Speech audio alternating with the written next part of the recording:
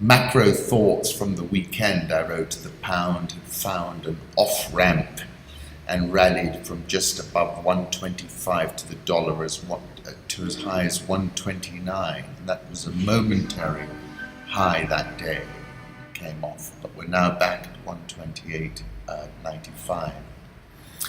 And what I was talking about was saying, it's found an off-ramp, rallied, closed out the week at 128.05. I recalled a meeting in Nairobi where I'd been laying out a bull case for the pound.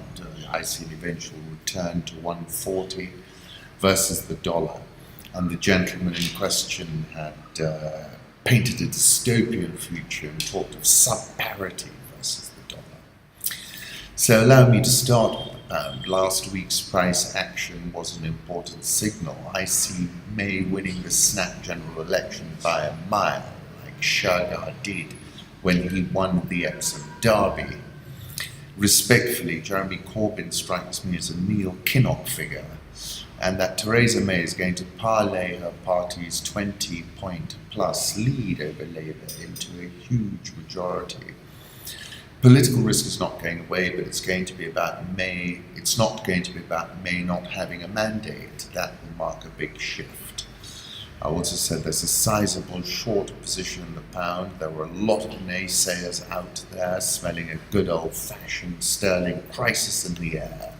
Like that fellow I met in Nairobi, these short sellers are going to be well and truly burned, in my opinion. We're back at 128.97. Have a look at this chart from David Inglis. We popped through 129 momentarily a little bit earlier. Twitter surged pre-market yesterday.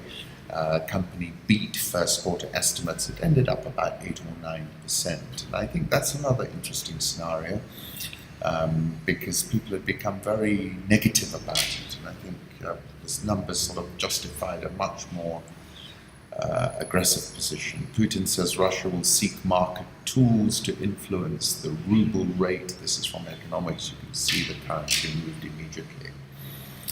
Turkish lira jumped after the Turkey's central bank announced a surprise 50 basis point rate hike in the late liquidity lending rate from 11.75% to 12.25%.